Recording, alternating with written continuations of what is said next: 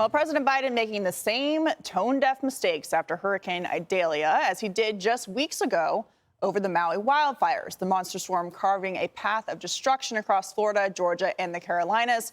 But Biden just couldn't resist injecting his climate change agenda and pretending that his bizarre kitchen fire story is relatable. There's still some deniers out there in terms of whether or not climate change has anything to do with any of this. And we're going to need a whole hell of a lot more money. We're not this engaged this often.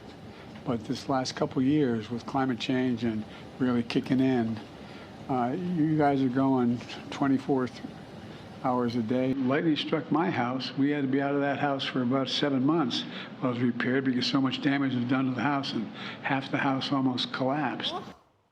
Right on cue, Biden's echo chamber in the media was ready to blame global warming for Hurricane Idalia.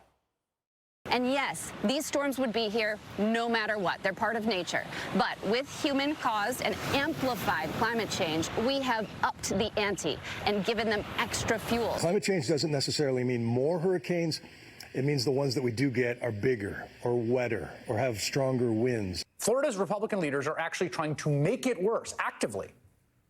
Governor Ron DeSantis is refusing to accept $350 million in energy efficiency incentives that Florida is eligible for under the Inflation Reduction Act.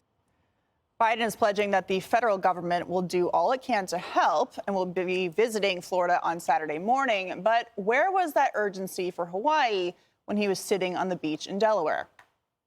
Did you guys realize that the initial Hawaii wildfire response was not that good? Or is it just easier for people to get help from the White House when the president is not on vacation? So your question is wrong. It's flawed in many, many ways. And I would advise you to go speak to the governor and the local and state officials in Hawaii. So Jesse, you're the money guy. You follow the money. And I heard Joe Biden say he wants a lot more of it. Yeah, a lot agenda. more. So it is a pyramid scheme, climate change. If you think about it, you have the media, the politicians, and the academics at the top, and then at the bottom you have all of us, the taxpayers. So academics realized early on that the more papers that they put out saying that climate change was caused by humans and the world was going to blow up in 2 years if we don't do something about it, they were going to get more grant money from the politicians. And so the media takes these research papers and then they report them and then they get big ratings because everybody gets scared and everybody gets nervous. And then the politicians scare the heck out of you and said, get rid of big oil, we need to go green. And then they throw all of our money around at all of their donors and all of their investors. So they're all making all this money by telling us something that's not happening. We had this big climate change whistleblower on last night who said she's been ostracized because she reported that maybe the Earth is warming a little bit, but the human impact is really not much. And the fact that it's warming, we got this. It's not Armageddon. And she has been smeared as a denier, and all of her grants dried up. And no one wants to talk to her in the scientific community anymore because that's when the money stops if you start telling the truth. So, Tyrus, isn't bringing up the climate change agenda in this scenario, especially in the aftermath of the Maui wildfires, where we saw things like they didn't let the water out because they wanted to focus on water equity, isn't it really a cop-out because they're just placing the blame on climate change instead of on maybe government human error, which they could prevent in the future? The magic word you said right there was equity. This administration is an administration of equity, which means you pick people for the way they looked and not on a resume. And of course, every time something hits the fan, to be polite, they don't know what to do. And they make horrible mistakes. And their cover-up is, to Jesse's wonderful point, that is the pyramid scheme. Because here's the deal. I just bought land in Montana, right? And I was excited. And I asked while I was walking around my land, I was like, wow, there's a lot of dips and trips in the hills and a lot of rock. And he's like, yeah, Montana used to be under a glacier. Yeah. Right? And it was when it was colder and it was wetter. And then the earth changed and it got hot and the ice melted away. And now we have these wonderful lakes and rivers. See, the thing about Mother Nature is she never goes, oh, don't change this because there's people there.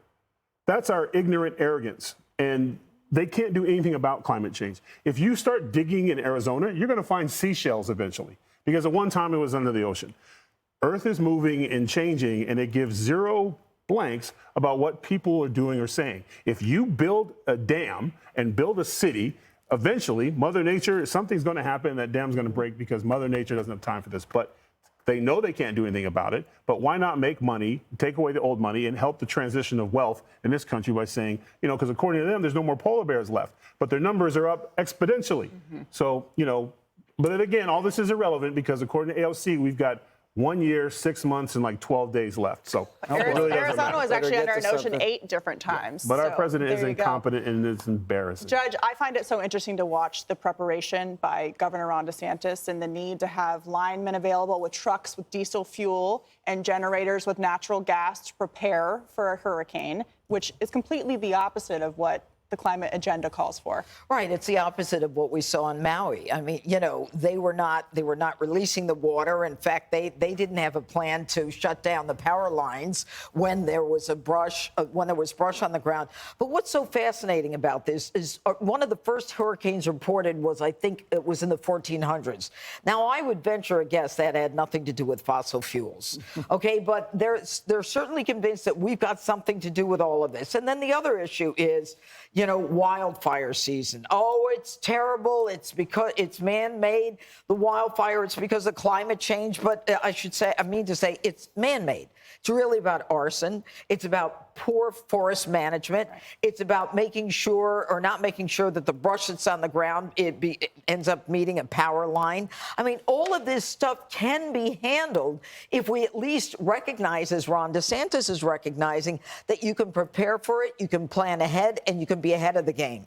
But all of these claims that hurricanes and wildfires are the result of climate change and the hot weather happens in the summer. I mean, that's just the way it is. Yeah. Not in England, it doesn't. Yeah.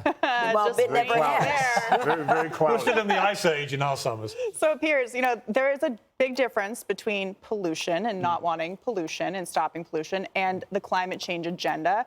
And for Joe Biden to bring it up in these situations, it's a political agenda. So he's really just bringing up politics. Well, it is, and I was really struck, actually, by the difference between his response, both in Maui and then again to the hurricane in Florida, and that of Ron DeSantis, who's running for president, because he might end up potentially being in the White House. On the one hand, you have a guy who's currently got the job, didn't want to comment originally about Maui, which I found extraordinarily tone deaf. I have no comment to make about one of the worst natural disasters in modern American history. He didn't want to leave his holiday and go down there, when, of course, any normal person with that scale of disaster would have got straight on a plane just for the optics, never mind anything else. And now he wants to make it all about himself and this weird fire that went on in his house, which seems to get progressively worse. The only fire known in history that's got steadily worse year after year after year since it actually was put out. By contrast, DeSantis, I've been really impressed. I think he's just basically said, forget politics, put all that to one side.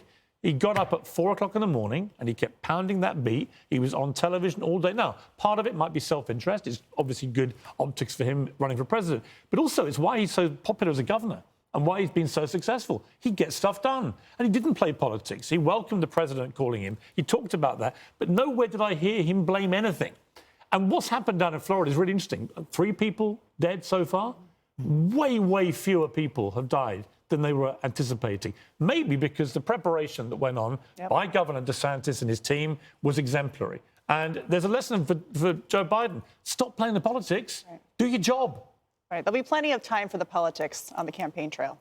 Hey, Sean Hannity here. Hey, click here to subscribe to Fox News YouTube page and catch our hottest interviews and most compelling analysis. You will not get it anywhere else.